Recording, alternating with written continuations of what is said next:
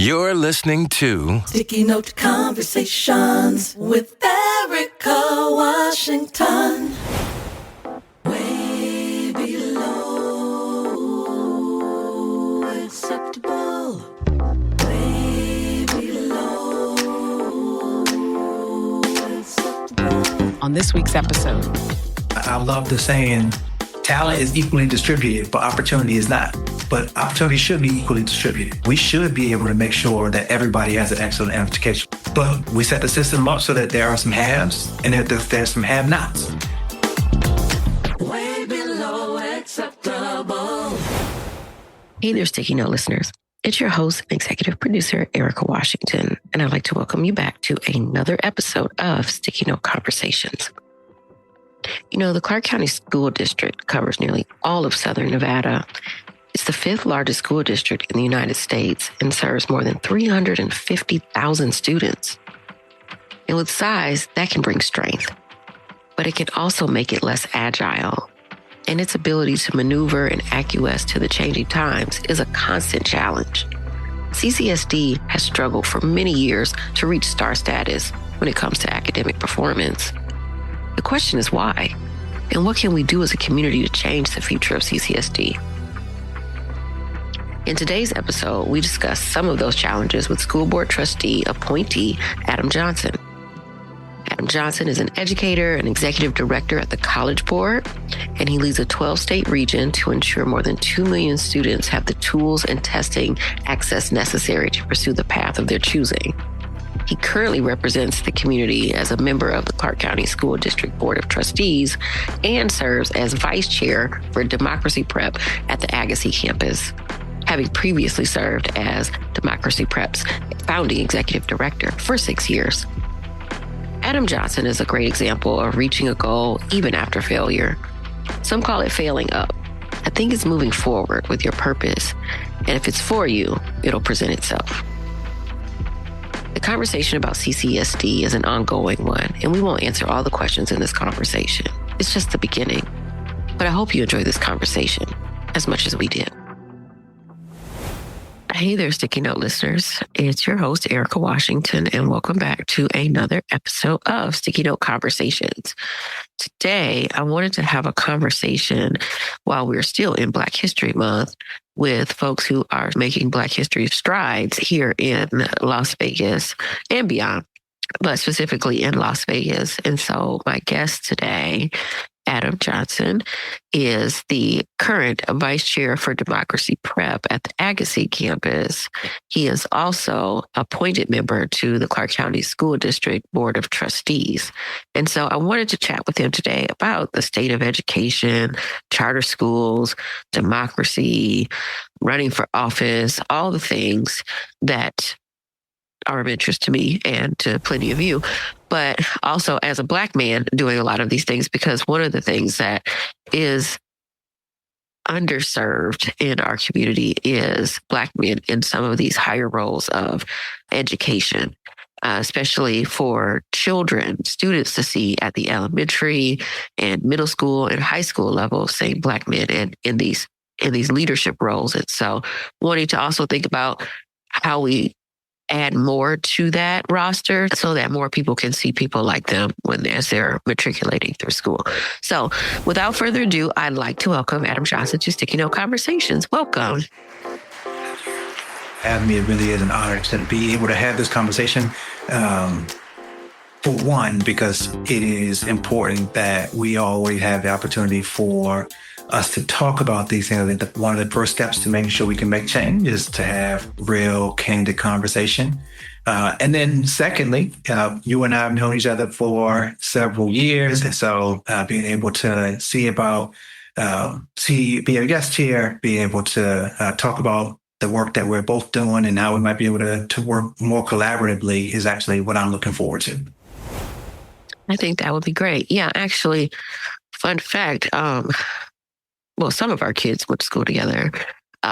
My youngest was at Mabel Hogard at the same time as some of your kids were at Mabel Hogard. So I would see you and sometimes your wife, at the random parent things, Valentine's Day, dance or whatever was going on and what happened there. And so, yeah, and now those children are like adult type people, which is Close to crazy. it. How old are your kids now? My oldest is 26, my middle is 22, and my youngest that went to Maple, Hogarth, is she's 18, going on 19. Yeah, so mine are in my oldest is in the range of the youngest. I have a college freshman who just turned 18 in August, and I have a high school freshman now who just started her high school journey. So yeah, the time goes quickly, but it also is why it's so important to make sure that we're committing to making education better for everybody. Like I think at least for me, when I started with my kids in school, I used to think this is a long, long time. They have so many years, and it is in the blink of an eye. They go from kindergarten to graduating. And so when I think about that for everybody's student, right, I want to make sure that everybody's child has a really great experience. I know my two children are, my oldest son enjoyed his experience. My daughter is doing the same. And in my opinion, every student should be able to have an excellent education. They should really be able to throw themselves into it. They should get what they want from it. And they should be able to have a system that works for them. And that's why the work that you're doing, that's why the work that many of our community partners are doing is so important, because if we don't make this true for our students, nobody will. And so it's our responsibility to look up and say, well, what do we need to do to make it better, and make sure we do that. I think that's very true. Time flies, and you do think that when children are younger, that there are so many years in front of them, so many years in front of you to mold and to educate and to, watch them grow. But then it goes so quickly. And then you think back on it. Oh, wait, did I get to this point? Did I teach you this? Did you learn this? And then you hope that you gave them enough tools and resources so that when they get out in the world, that they don't be foolish or limit their foolish behavior to, keeping them out of trouble, basically, as much as possible, and keeping less gray hair on our heads as they are out there trying to figure things out on their own without our day-to-day help. Well, Erika, you notice I'm bald-headed, so mine are giving me all sorts of headaches. Don't blame. We're gonna blame male pattern baldness on children. Well, that's fine. That's exactly. I don't know if it's their fault, but it certainly accelerated it. I'll say that. Yeah, no, I will say that. Yeah, all of the things. So tell me a little bit about you. We can talk about your bio. We can talk about all of these different accomplishments. You run for office. You're a father and an educator. But when you walk into a room as Adam Johnson, what do you want people to know most about you? Who is Adam Johnson? If my grandparents could see me now, and I consistently try to make sure I'm doing stuff to make them proud, they would say they want me to be a person that is thinking about serving other people. And I didn't get to meet my dad's parents. They unfortunately passed before I was born, so I spent a lot of time with my mother's parents. Both of them were service-oriented. My grandfather was in the Army. He spent much of his career serving people. And so the lessons that we learned growing up was that you have to help others because of all the blessings that you've been given. And so for me, whether I'm going into a room for a CCSD school board meeting, or just because I'm going into to meet with people, I'm thinking about how do I help? How can I be of value? How can I be of service? The most important thing, though, I think I want people to know is that what you see is what you get. I try to be as authentic as possible at all points in time, right? So I know exactly where I came from. I know the shoulders of the people that I'm standing on. And so nothing to me seems fake. So if you're going to ask me a question, you're going to get a direct answer, because it's the only way I know how to answer a question, with honesty, with truthfulness. And so I want people to know that when you are getting me in a room, you're going to get the real, uncut, just direct me. But I am also trying to make sure I can help others. I think that is, again, the foundation of who I am, is to try to be a servant. The other thing that I think is really important, I love quotes, I love reading. And Muhammad Ali once said that I love people. And I really take to that. I do love people. I love being around people. I love understanding people. I love how to understand how to help others. I love understanding their stories so I can get to know them better. So for me, that's really important. So I love asking a lot of questions, trying to get to know the person that you are, because I just think we have a lot in common, regardless of where you grew up, regardless of your ethnicity, your religion, gender, all those things. There are commonalities between people. I like to try to find those so we can figure out how do we work together towards whatever goal we're going to figure out. So what made you get involved in education? Was that always the goal, to teach and then become an administrator? Absolutely not. So I think if anybody knows me personally, you know I'm tall. And so before I had all these aspirations of being an educator, I was like almost every other 11-year-old that grew up in Northeast Washington, D.C. I wanted to play basketball. That's all I thought about. That's all I did. So I took basketball to as far as it could go. And I loved it. But I think the thing that really got me into education, my dad started teaching later in life. So after I got out of high school, my dad changed careers. And so my freshman year of college, he decided he was going to be a teacher in the DC public school system. And I had never thought about teaching before that. I'd always known that, he enjoyed young people. He was a coach for many years. He mentored many of the students in our neighborhood. All the kids in our neighborhood looked up to him. And so I just knew he liked being around young people. I didn't know he had a passion for teaching. So that started then. I watched him in his classroom. I watched him hone his craft. I watched him become better at teaching. But I started my career in the corporate world. I was working at a large company. I thought, that was the way to make a life for yourself. Try to figure out how to make as much money as you can, be financially stable, all those things. And then when I was, I mentioned my children, but when my wife and I were having our second child, I remember being in the hospital and watching doctors. And I remember thinking, well, my kids asked me, what am I doing and what do I do for work? I didn't want to just tell them I worked at a big company and I did this and that. I wanted to have a job that had meaning. And so from that day forward, I figured I need to have a job that makes an impact. I need to do a job that makes a difference in the world. And so I went and did my best to try to figure out how do I get into education.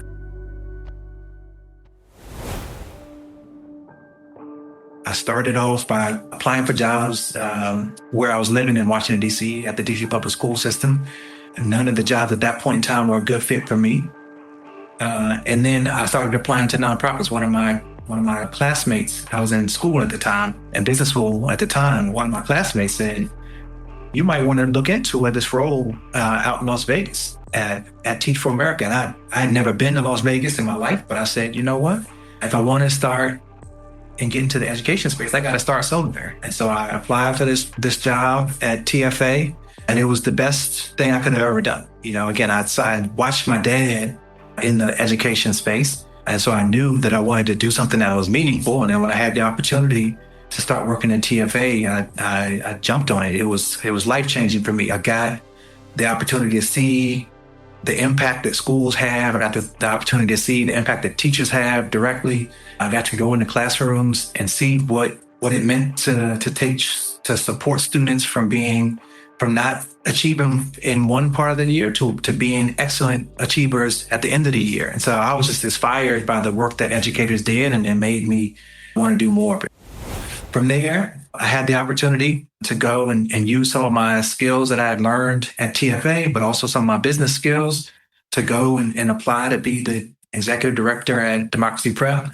And I'll say this very, very freely. Working at Democracy Prep was the absolute hardest job I ever had in my entire life, but it was the best job I ever had in my entire life. It was so rewarding to be able to be around a group of committed people who all wanted to see our students excel. Every day we came to work with, I think, a commitment and a passion to excellence that I'd never been around before that. Even at TFA, where we had high achieving people, they worked hard.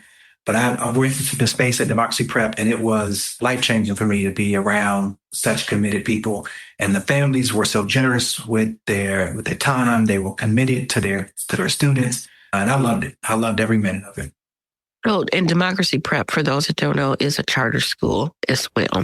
I want to ask you about the conflict, I guess, there is for some people when we talk about charter school versus public school, and why some folks choose one over the other, and why some folks think that maybe charter schools could be detrimental to the public school system instead of just as an alternative.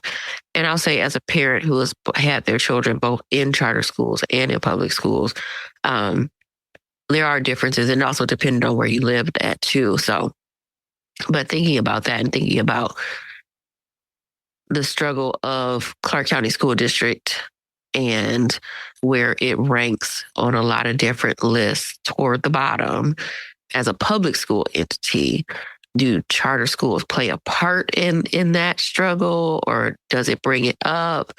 Yeah, we can start wherever with that, but I just want to think about like why charter schools as opposed to the neighborhood public school. I think the most important part of thinking about schooling is that you have to do what's right for your student. You have to do what's right for your child. And as much as CCSD can try, it can be very challenging for a very large system to create a number of different types of schools that fit for every single child. Some students need very small class sizes. Some students need just girls in their schools because that's where they thrive most. Some students need schools that are more focused on arts and sciences because that is what keeps their attention, whatever the thing is. And I know CCSD is doing this. We are doing our best to make sure that we can be the destination school district. And there are limitations to try to be everything to everybody. And so what I think the value of a charter school is that it can be a smaller entity that is cut out just for a very, very unique type of student. So at Democracy Prep, we had two very clear focuses. Focus number one was going to be on college prep. It was a college prep campus from K to 12. We wanted to make sure the focus was students going to college, students envisioning themselves in college, students looking at colleges very early on. That was the standard for our school. And then the other part was civic engagement. And this is not to say that CCSD can't do those things. This is to say that it's more challenging for one specific school to say, we want to just focus on that school, especially if you're within a larger district, because then the district has to try to figure out how do we support this one school that wants to do this and another school that wants to do another thing.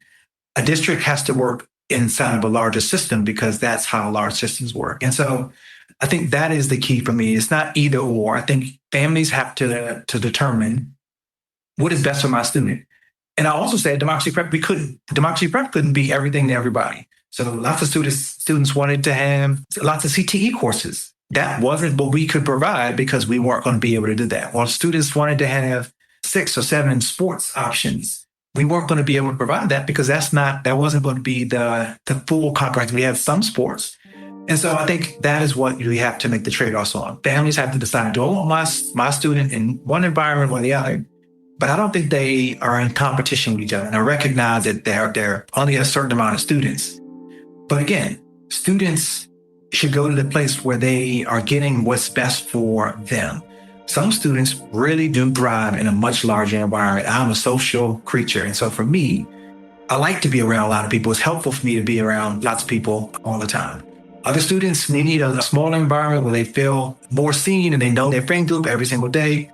All of those are fine. We are designing schools for all people. I think the challenge becomes, as you mentioned earlier, we don't have unlimited resources. And so we have to figure out how do we make sure that the charter schools that are available for our families are good ones, that they are being held to account. And I know the SPCSA does a great job of saying, this is the type of school we need. They do a great job with their framework. They do a great job with holding schools accountable to their financial criteria, to the academic criteria, and all those things. And so that is, to me, is what is important. Making sure that the schools are accountable for the results. They're providing the experience that they say they want to provide. And then families have the choice to decide what is the school that is best for them.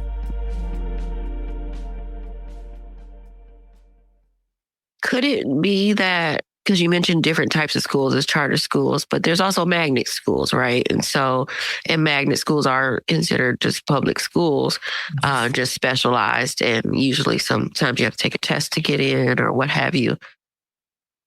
wouldn't a magnet school do the same thing as a charter school without taking away funding from the public school system? I think they can to some degree, yes.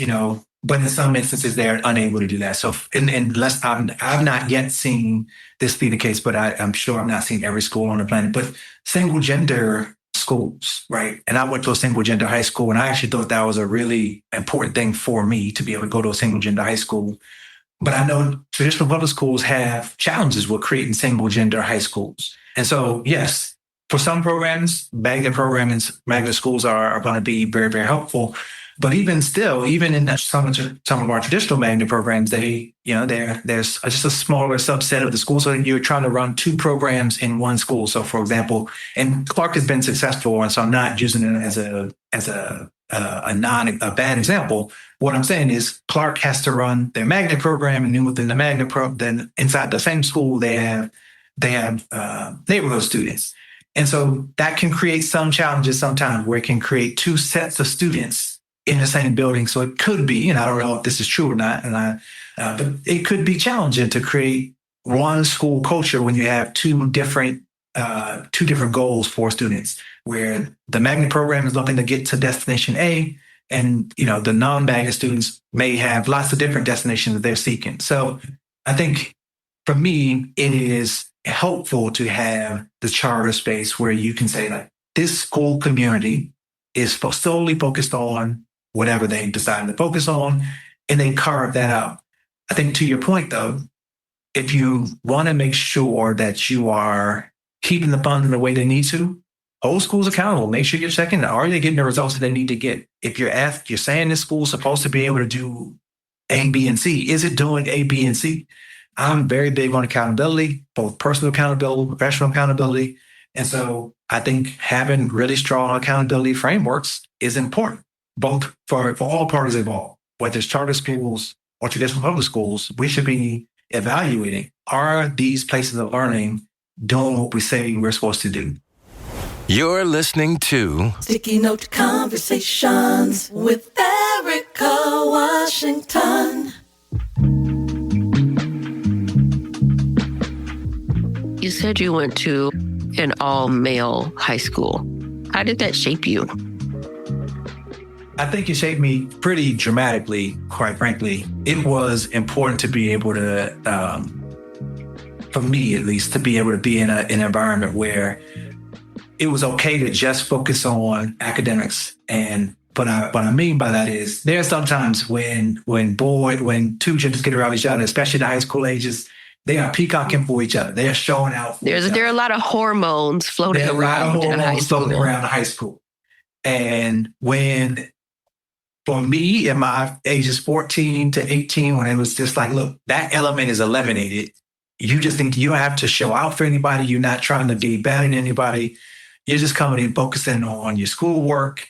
And for me, it was basketball. Focus on your schoolwork and your athletics. And the other parts of the environment were gone. And so it was just a good space to be able to keep me focused in on the things that I needed to focus on. And a part of my high school experience was about service. Part of our motto at my high school was being a man for others. And so it shaped me pretty tremendously to understand what it meant to come into a space, knowing you have privilege, knowing you've been given a lot, and then being expected to give back to other people, whether it's people at your school, people in your city, people in your community. But that was the expectation, and it shaped the way I look at the world now. I look at the world as, I know I'm incredibly lucky. I've been blessed to be in really good situations. And so it is my absolute duty to help others get the same level of enjoyment and success and fulfillment out of life that I've been able to get. Because I recognize that not everybody gets the same opportunity. So I want to make sure I'm helping create those opportunities. And you create those opportunities by making sure that the system is fair, right? I love the saying, talent is equally distributed, but opportunity is not. But opportunity should be equally distributed. We should be able to make sure that everybody has an excellent education. We should be able to make sure that everybody has the opportunity to pick the career that is of interest to them, or pick the thing that they like doing the most and figuring out how to make a living from it. But we just haven't set the system up in a way. We set the system up so that there are some haves and that there's some have-nots. And at this point, I think there are far too many have-nots. And so if we're going to change that, if we're going to make sure that all of us are able to thrive in our communities, we have to make the system work for every single person, whether that person just came to this country 5 years ago, or if this person was born and as rich as can be. Every single person needs to be able to have a system that works for them so they can make a living for themselves, choose the path for themselves, and fulfill their life in the way they want to do it. One of the things that my organization has done in the past, we've tried to engage with schools that have been rated poorly and try to figure out how we can be of service in those schools to the teachers, to the parents, to the students. And one of the things that we found in our engagement with some of the schools is that some of the teachers were really frustrated with the lack of parent involvement inside of the classroom with the students. And then some of the parents were equally frustrated with the teachers and how they taught or how they communicated with the parents. And so there seems to be like this sort of impasse where we miss each other in a lot of ways. And I think, at least for what we saw, because we were mostly dealing with elementary school. So I had a couple aha moments, and one of them was, these are some very young parents. And I was a young parent. And even though I was a really involved parent with my kids when they were in elementary school, especially, that was partly because I put forth the effort, and I was intentional about that. Like, I became like PTA president and all of that. Didn't even really know what it meant to be that, because my mother wasn't involved in that way. She sent you to school and you do what you need to do, and she'll come to parent-teacher conferences, but she wasn't like a volunteer type parent. And so I didn't grow up with that model. And I think a lot of other folks didn't grow up with that model. And so from what we saw, some parents even seemed intimidated to even go and be active and proactive in talking to the teacher about their child or what have you. Or you get really sensitive about things that someone might say about your child, even if you know it's true. You might know that, little Bobby is hard-headed. But, you don't necessarily want somebody else to tell you that your kid is hard-headed. Right. I can talk about us. You can't talk about us. Exactly. You might, don't do that. Like, he's just rambunctious, It's like, no, baby, he's bad. Like, that's right. You know your child. You've been living with him for 9 years. Exactly. I knew my kids. So, I knew what they would do in front of me. And you also know that they're going to do something completely different on the other side of you. Because one, they're children. Two, they're hell-bent on embarrassing you at some point in your life. At some point, the people are going to question your parenthood. But in thinking about that, wondering if you have any thoughts or advice on how we sort of bridge that divide between parents, especially these younger parents who are still in their 20s and they have kids who are in elementary school or even going towards middle school, and helping them connect with the teachers and things that teachers can do to help connect with parents who might be doing this for the very first time in their entire lineage, that they are the ones who are really wanting to be active in the school, in the classrooms. I love this question because it's one of the most important aspects of why a school is going to be successful or not, right? Like, you cannot have a successful school if the school just says, hey, we want to do it on our own, and, we'll get the kids, and when the kids come here, we'll teach them, and then we'll send them home, and then that's that. That's the end of it. Kids spend 6 or 8 hours a day at school, right? The rest of the day, they are with their family or with their friends. They're outside of your care and concern. And so you absolutely need very full parental engagement. I've actually found that one of the most important parts about working at Department of Street Prep is what I learned about working in schools and what I learned about helping to create a community. You nailed it. Some families want to be able to do it. They don't know how. And so if we are a school entity and we know this is what we need from you, we have to be patient with a parent and persistent. I told you earlier before we jumped on the call, I'll tell the listeners, Erika sent me probably 3 emails before I was able to get the time down. So her persistence, she's good at being persistent. But schools have to be the same way, right? And we have to be committed to saying, okay, I recognize this parent is busy. I recognize this parent wants to be involved. They may not know how. So we're going to take it upon ourselves to try to figure out how do we meet parents where they are. And I know lots of schools are doing this very well. So I'm not just highlighting Democracy Prep. I know they did a good job to try to create a very strong community around parents. And they had lots of, so when I was at Maple Hogarth, they did a strong job. Our child went to Bonner for their kindergarten year. They did a good job at Bonner. At Howard Watson, they did a good job. So the 3 places where I've experienced, Hyde Park did a good job as well, although it's a little bit more challenging for middle schools. Anyway, the places where I've seen my students in CCSD schools, the school actually makes an effort. They teach parents how to be involved. They create entry points for parents. Schools are good at this. They know who their school community is. They know if their parents are going to be $200,000 a year making, Range Rover driving parents. And so they know they have to have a different set of community engagement versus families who may not make that much and who may need some additional supports every day. So you meet parents where they are. Do our parents need email versus handout flyers? Do we need to have things at 3 times during the day? Because that's what we did at Democracy Prep. We said, okay, we'll have a morning meeting. We'll have a midday meeting for parents who can make it then, and we'll do some things after school. It was stressful and it was hard on the school. And that's how you build a community. You have to be able to figure out, how do I meet our parents where they are? And I know that is challenging because it's not always easy to try to figure out how do we design a program to meet all the needs of all of our families. But I think if you're going to bridge the gap, you actually, as a school, you have to actually make a little bit more of the effort than the parent. Because the parent, to some degree, they're just kind of expecting that you're going to do all the things. And they're just kind of expecting sometimes that you will take care of it. Now, of course, there are parents like you who are like, oh, I'm going to make sure that I know what's happening.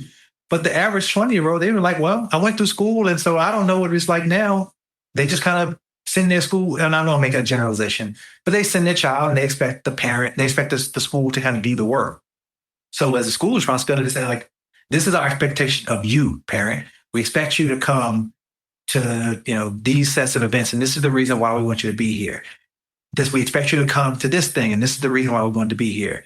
We expect you to have your updated phone number because we want to make sure we're calling, not just when Adam is being rambunctious in class, but I also want to call you to talk about how well they did and what you can do to reinforce this learning that we did today. So when you make it like a partnership, it's not just I'm calling Erika because Adam had a bad day and I need you to come pick him up. But I'm also calling Erika when they say, Erika, I really do, Miss Washington, I really would love if you would celebrate Adam tonight. He had a 70 on his exam last week. This week, he scored a 92. Can you please tell him how good it is? Like, when you do those things and you're having that type of communication with the parent, where you're making it a community, you're making it a partnership. And it's not just about discipline, but it is about, we do this together. And this is what I expect of you, parent. I think parents want to be involved. They just want to know they need some direction, just like kids need direction. Because they're busy, they have their lives of their own, they're doing a million other things, trying to take it. I'm sure this may not be their only child that they're trying to take care of. So if you can make it simple, make it clear, make it a partnership, that is the direction to go to support families to being engaged. Now, is it easy? Absolutely not. Right? I named all those things as if it's as simple as 1, 2, 3. But again, if we want to make it work, the schools have to be clear on what we want. We have to make it simple for families to do it. We have to be persistent. Like, again, your level of persistence with that email and getting us together, I appreciated it, right? Because you noted we're busy people. We have a lot going on. There's a million and one things happening. But I knew it was important to you because you laid out very clearly, here's what I want, here's what I need, here's how it's going to work. And then I was able to show up. And so parents want to do the same. They love their children. They want to make sure that their kids get the best experience. They just need some guidance. They want to understand how to be a part of the system. And we have to be flexible too. They can't just say, well, parent meetings on Thursday at 12, come or don't. Right? That's not realistic. Right. And again, I'm not saying that schools aren't doing this. I'm saying we need all of our schools to do this so that, to your point, all of our families feel like they are part of the success of their school community.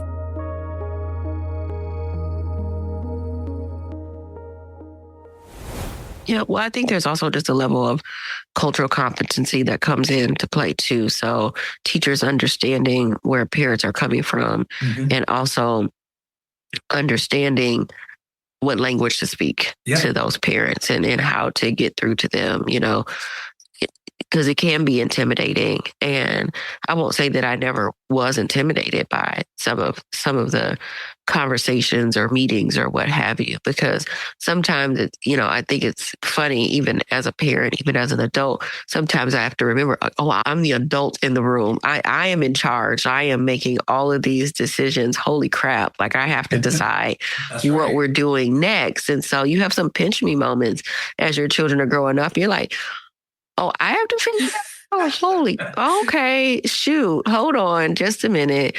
And so I think you add that on top of it. But I did build relationships with some of the teachers of my children. Like I'm still friends, Facebook friends, and reach out to and sometimes donate to their classrooms, to even like my oldest, who's, like I said, she's 26, her third grade teacher. I chit chat with her every now and again on Facebook and try to send something over to her class and her art teacher and all of that, because they were nice to me. And I was a very young mother, and I, was doing my best to be involved, and they welcomed me. Made it a really good experience. That's right. That's the community we just talked about, right? Like teacher created community. The other part that, I was thinking about, and not every teacher knows how to do that either. And so whether it's the principal at the school, the assistant principal, but somebody should be responsible for helping to coach. You talked about the cultural competency. Right? Like if I grew up in Detroit, Michigan, I've never engaged with people who speak Spanish. I'm just making this example, but I've never had a lot of experience with Hispanic families. Maybe I need somebody to help me understand how to engage with families who have a different life experience than me. Part of the work of our school leaders is to help our younger or any teacher who's inexperienced in that area. Right? Just like teaching algebra is a skill, engaging with families is also a skill. How do you make families feel welcome? How do you send messages that are inviting? How do you create a classroom space where families understand where to help you out? That's not natural, right? Like that's a skill that teachers can learn, and administrators have to help their teachers learn it, whether they send them to professional development or they do it themselves.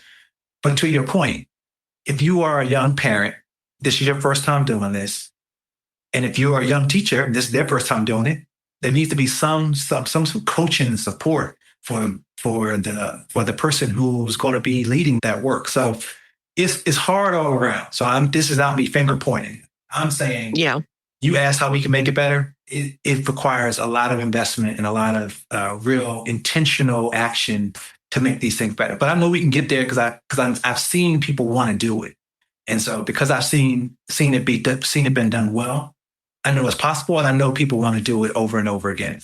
Well, I will say, as I was talking about some of those schools, we were not in Detroit, but right outside Detroit. And so it's less Spanish and more Arabic that you would want to be able to know. You want to know Arabic in Detroit. Yeah, much more Arabic in Detroit. You're right. Yeah. All of my daughter's stuff, like one side, I read take-home paper. One side was English, other side was in Arabic. So, but somebody thought about that, right? So to your point, somebody thought, this is our community. Oh yeah, all the school meals, they were all halal. All the school meals were halal every day. So they recognized Ramadan and all of that. So, I just want to give a shout out to Superintendent Ebert and her team. They are incredibly thoughtful about the numerous communities that we have here in Southern Nevada and across Clark County. They are not just thinking about one community. The district team is consistently trying to figure out how to support all children. And every single decision I've seen Superintendent Ebert make, it's been with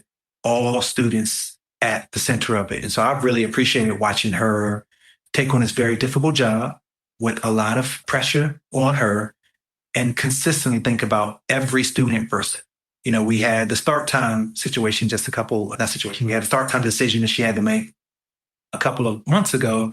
And again, at the center of her decision-making was, how do I support every student in my district? Sticky Note Conversations with Erika Washington. Hi, my name is Aaron Ford.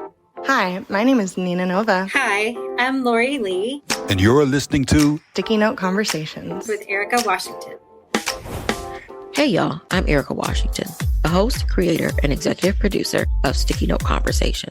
My life, my mind, is always running way too fast. So I jot down thoughts, questions about life, wish lists, goals, all on sticky notes. One sticky note was this podcast.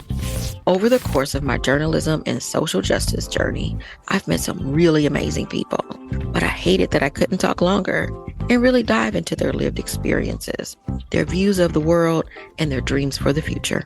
Sticky Note Conversation is for anyone who enjoys a really good conversation. Sticky Note Conversations with Erika Washington. So when you mentioned the start time, talk a little bit about what that decision was. Yeah, so for several years, the district had been trying to figure out how to make sure that high school students in particular were set up for success. And high school classes started very early. There were some high school students who were on buses at 5 and 6 a.m. And that's just a really hard way for a teenager to then get into a classroom and start, have your first period Algebra 2 class at 7 a.m. That's not the best environment for lots of really challenging classes. And then they also looked at data, and data showed that students high school students in particular, being up that early and trying to do school was just not great for their outcomes. And so the district, decided that we needed to take action. We needed to do something different. And so Superintendent Ebert and her team talked to community. They looked at research to try to figure out what is the most optimal choice for start times. And no, it's not perfect just yet. But what I appreciated about the decision-making process was that, one, we got community input. And so she listened to community input. 2, she thought about what level of financial investment do I want to make to be able to get the best possible outcomes that I can. And then 3, she was very clear about what steps are we taking and how do we make sure we are evaluating this choice. And so we made the choice to move back the start times for high schoolers. High schoolers would start later based on the research that they had and the community input. And we're excited to try to figure out how is this going to help our students. We're looking forward to seeing the results. Lots of high school principals are excited about the fact that school starts a little bit later for their students now, and they don't have to have first period where students are either absent or sleeping through first period. And, you have to make bold choices in order to start to see results. And so I'm excited that Superintendent Ebert is willing to go do the hard work to make a hard choice because she knows that it's going to be best for students at the end. Yeah, I know when I first heard it, I don't have any more kids in CCSD. And as much as I like to celebrate that, because I don't miss the text messages all day long, I will say that I was like, oh, so y'all wait till all my kids are gone before you decide to make it where school is not so early in the freaking morning, because those mornings are tough. But yeah, tough. I want to ask you about CCSD. It's the 5th largest school district in the country, and with over 350,000 students right now enrolled in CCSD, somewhere around there. Is CCSD too big? I get asked that question often. We are a very large entity, and sometimes being a large entity can be a challenge, right? I think what we've done is to try to figure out how to make it feel more personal. I talked about some of the schooling experiences that some families want, where they want to know all the adults. I think if we can figure out how to make sure that every school that you go to, every school community that you're a part of, it is an intimate experience for you in that way, so that principal or somebody on that campus knows who you are, the principals know families. We can make it feel small even though we are large. We get lots of benefits from being the 5th largest school district in the country. We don't have to do all of that redundancy with buying, and we get a lot more buying power. We can go to textbook distributors and say, these are prices we want for our books, et cetera, et cetera. And that's because we are a large entity, I do think we have to make sure that we're working really hard to make it feel very personal. You know, Superintendent Ebert talks about us being a destination district, and that's what we're working towards. You become that when people feel connected to the district. And so we have to make sure that we are creating connection points for all families. So when you go to your elementary school, making sure that you feel really connected to that community. You know, you and I both went to Mabel Hogard, well, our children both went to Mabel Hogard. And, you know, Principal Scott Cherry did a fantastic job of making sure that it was a school community. And, you know, this must have been 5 years ago or so. Mabel Hogard got a remodel. And the school, they invited alumni back, right? That's a school community, right? And so I bring up that example because if we don't want to feel so big, we have to put a lot of energy towards making it feel like a small place. You know, Vegas is a big city, but it feels small because everybody knows everybody. Because when you get to your little communities, you feel really known and loved. We have to create that same experience inside of our schools. Some schools have it, and other schools are working towards it. But I think that is how we can get the best of both worlds. Yes, we'll be large. We'll get the benefits of being a large system that gets, you know, some of those financial benefits. And you can be a person inside of the system and feel seen, get your needs met, feel part of a community. And I think everybody, I'll speak for myself, I want to feel part of a community. I've never met somebody who doesn't want to feel part of a community.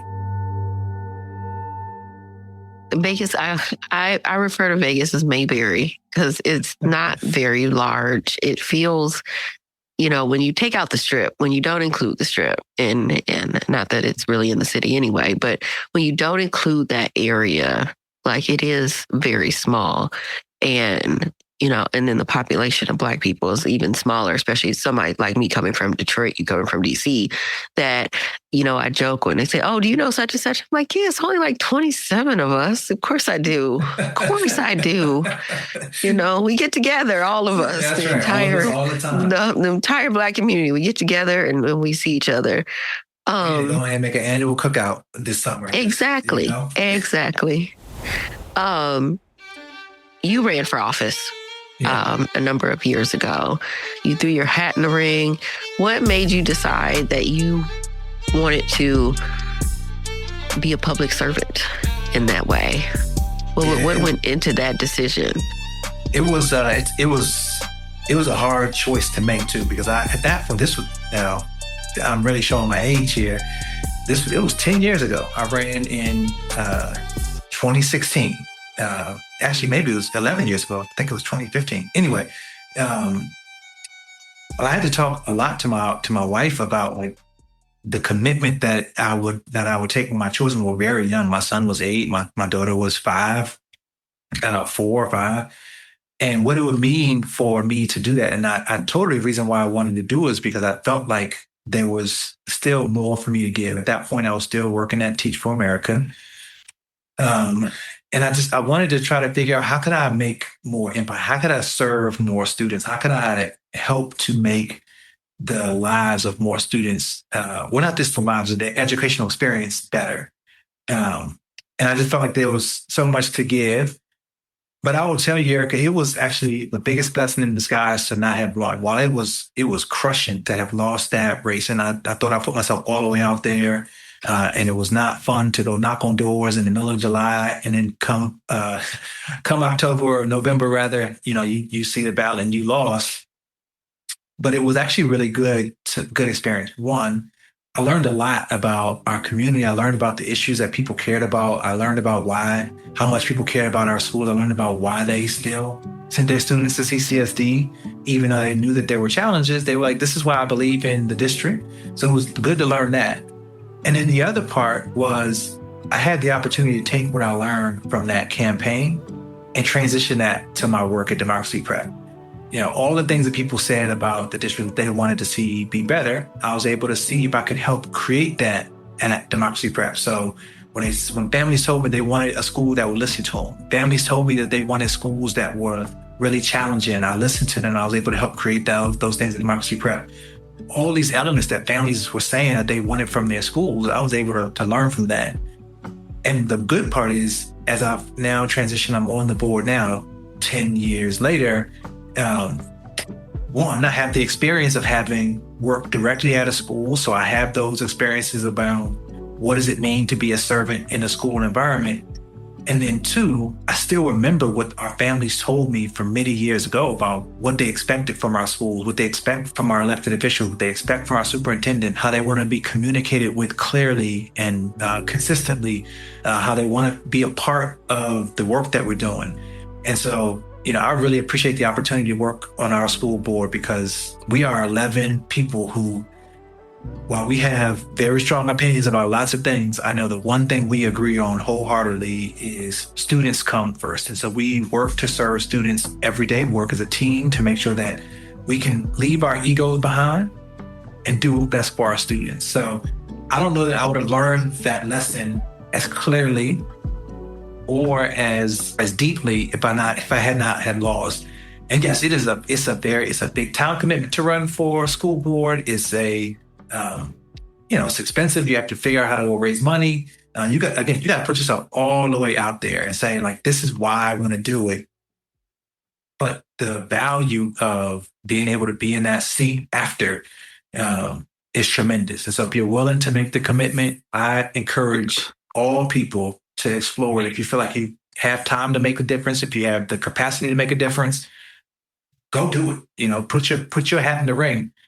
You will learn a lot of things about yourself, about, how resilient are you? Do you quit when the times get tough? Are you okay with people saying things that may not be true about you? Are you okay defending yourself in all spaces? Are you okay walking around and people asking you questions when you just with your family? All those things you have to be okay with. But it's a really good life lesson. Yeah, it requires a very thick skin, I think. And I tell people all the time that I know who have run and won. And I still tell them, I don't know why you're doing this, because some days folks just look real crazy out there, because they'll say anything to you. Would you do it again? Would you run again? I would. Absolutely, I would. I think I've learned more in these first 4 years than I ever thought I could.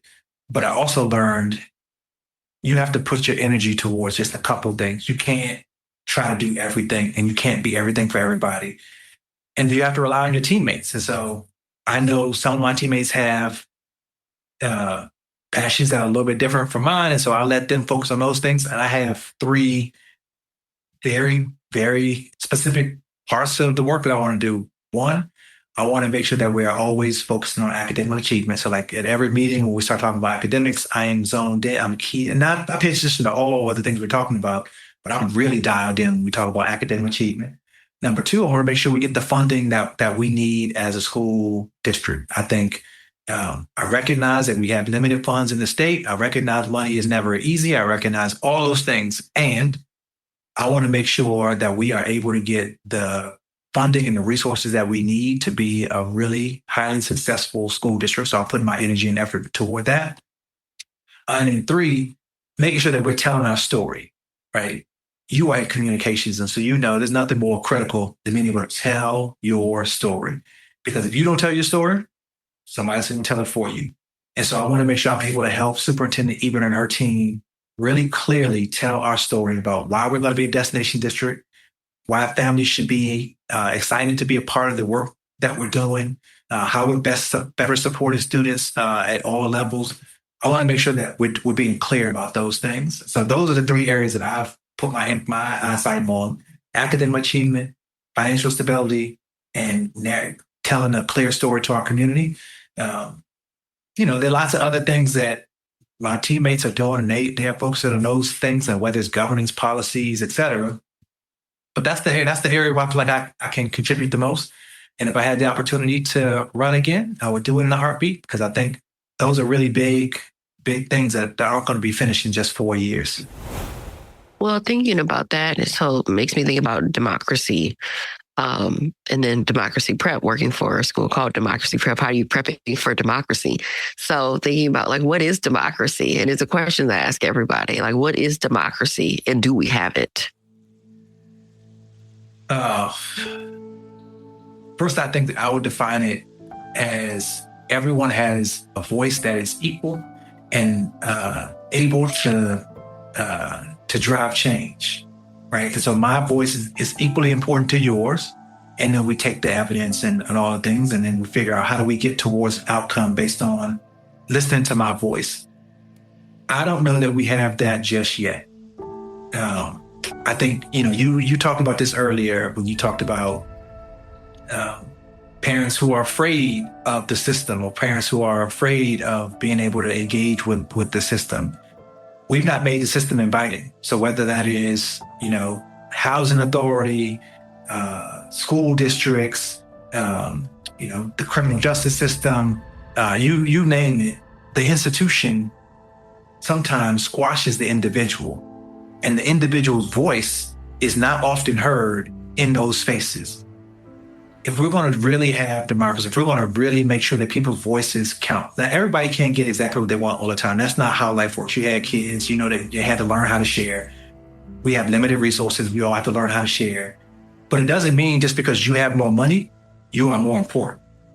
And today it feels like, because I have more money, my voice is more important than the person who has less of it. And that's not, to me, that's not democracy. That's just like, that's favoritism. That's not a world that makes things work well, right? That means the people who have it today will continue to have it tomorrow. And if we're going to have a society that is just, one that allows for everybody to have a fair shot at the life that they want, we have to make sure that everybody's voice is heard. We have to make sure that we are willing to listen, even if you are a very big system.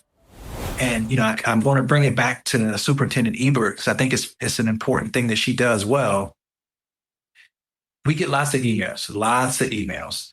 And Superintendent Ebert, she will answer directly to constituents because she thinks their voices are important. And that is one of the things that I admire most about her, is that no one person is more important than the system. Everybody has a voice in helping us be better.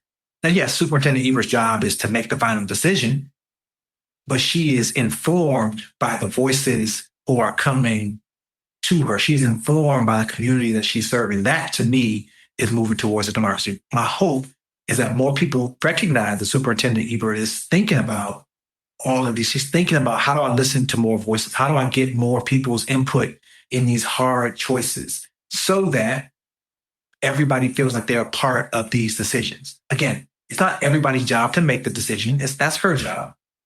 But if everybody feels like they are invested in the decision-making process, that's when democracy starts to work. Today, I think if you ask people, do you think your voice matters to your senator? Do you think your voice matters to your city council person? Do you think your voice matters to your school board member? Most people will probably say, no, it doesn't matter, right? And then I don't think you can have an engaged democracy if people feel like, well, they want to do what they want. I'm just going to live with the decisions they make, right? Like that to me doesn't feel like a place where people are really going to be able to thrive, So it's hard work. And so I know I'm saying this, all idealistic, but I think, to me, that is what we have to work towards. And we can do it. It's just the choice of, do we want to do it that way? I'd like to do it that way. If I was king for a day, I would make sure that we could try to do it that way. But in my little corner of the world, I'm going to work towards it in every chance that I get. So as we continue to work as a school board, I want to make sure that we're thinking about how many voices were included in our decision.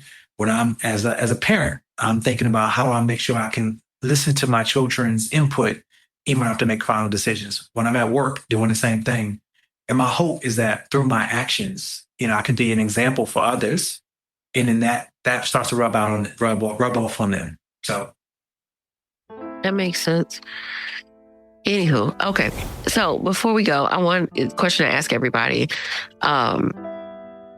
What does your version of the American dream look like? I've been, my dad is a history teacher. And so that means that he made us learn a lot of history. We went to a Afrocentric elementary school. It was called Roots Elementary. Roots Elementary Learning Center in Washington, D.C. And we learned a lot about Black history. We learned about our roots as people and what we contributed to not just America, but the world. And so when I think about that, having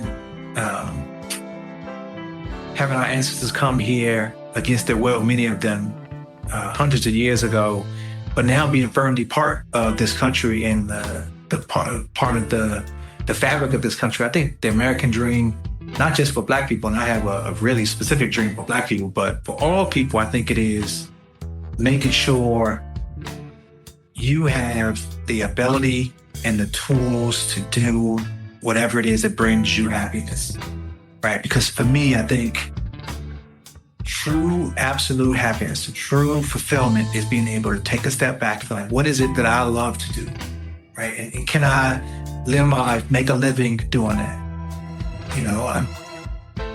But not everybody has that opportunity because whether it's circumstances, whether your environment, where you grew up, or just circumstances along the way don't allow for you to do that, right? But I think if we set up systems where people can get a good education, when I mean a good education, I mean they're able to think critically, they're able to question authority, they're able to communicate clearly, they're able to provide for themselves and solve problems, and they learn those skills in a space, whether it's formal school or otherwise, and then figure out how to make their own path, that they have the tools that are available for them. So the healthcare that they need to do that, they have the food available, like healthy food available to do it. They have, the support and mental health supports to be able to be a hardworking person. That's what that dream looks like to me, where every person is like able to be a contributor. Every person is able to fulfill their potential. Every person is being utilized in a way that allows for them to bring value and bring happiness. So bring value to the greater group, bring happiness to themselves. That's the American dream. For Black people in particular, though, I really want to make sure that we are seeing ourselves as a strong and capable and just brilliant group that we are. I think far too often we look at ourselves and we have negative thoughts about our ability. We have negative thoughts about what we had to go through, and we think that defines us.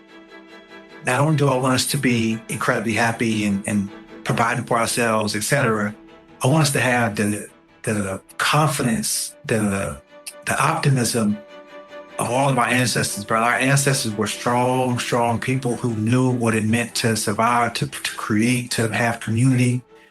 I think we've lost some of that over the years because we believed what society has said about us. We believed that we are not worthy enough. We believe we're not good enough. And that to me is one of the hurdles we have to get over collectively, so that we can continue to be the great people that I know we were destined to be. But for me, that happens. The start of that happens with a great education and strong community. We already have a strong community. Right? I think you talked about Vegas, all 27 of us know each other. We have strong community. But that great education, we have to be committed to it. We have to be willing to sacrifice for it. And that means really sacrifice for it. So yes, I love that your child plays sports, but you need to make sure that they're doing their work every day at school. You need to make sure that they go to basketball practice and getting up the next morning and being right on time for school. You need to make sure that they're going to basketball practice and coming home and doing their homework, right? I think those are the things that I want to make sure that we are doing consistently. And so if it can't be you because you have to work, make sure you set a community around you to make sure your child is doing it, right? And we all want to help each other. I want to make sure that we're doing more of it. So that's what I see for us. That's what I see for our community. That dream is achievable. It's just, are we willing to commit to? Are we willing to do it? I know that people are willing to work towards it. I know people like you are willing to sacrifice your time, energy, effort to make sure people are doing it. I know I have countless numbers of friends who are willing to do it. I'm willing to sacrifice my own life to do it. I want to make sure they were all willing to do it. No, I think that's beautiful. And I think that's a good note to end on. I want to say thank you for your time and for your commitment to this podcast, but also to the greater good of Las Vegas, Clark County, Nevada, and just children in general, because anything having to do with education is always just a that's a long ripple effect. So the folks that the children you are able to inspire and spend time with, and the adults you're able to spend time with and inspire to reach more and do more, that ripples way outside of the borders of Nevada and even the borders of our United States, because our children can go anywhere, and do anything. And if we don't set any limits upon them, then they will do just that. And so the words and the wisdom that you instill, I think, ripples for many years to come, even after you're gone, and they are thriving and then teaching others what they learned from you. So I appreciate you, and I appreciate your time for being here on Sticky Note Conversations. And hopefully you will come back. And if you decide to run again, this needs to be your first stop for conversations. But just if anything else is going on, I think that you are the third school board member that we've had on. And I think it's just really important to have conversations about education ongoing year round, whatever's going on in the school district or just as a whole, in thinking about how we are better connecting ourselves to the education system. So Absolutely. Thank you, Adam Johnson, for being here. Thank you for having me. And now I know how to get you good graces. I just need to get the superintendent on here, and that'll erase all of my bad email habits. I'll get a pass if I get the superintendent to come. Very much so. Right. Very much so. There might be a few other people I want on the list too. I'll just send you a list of folks as I start to think about them. That's right. Thank you, Erika. I appreciate you having me. Thank you so much. Thanks for listening to Sticky Note Conversations with Erika Washington. Hosted and executively produced by Erika Washington. With editing by Black Gypsy LLC. Special thanks to KUNV 91.5 in Las Vegas. This show is powered by Make It Work Nevada, a project of Tides Advocacy.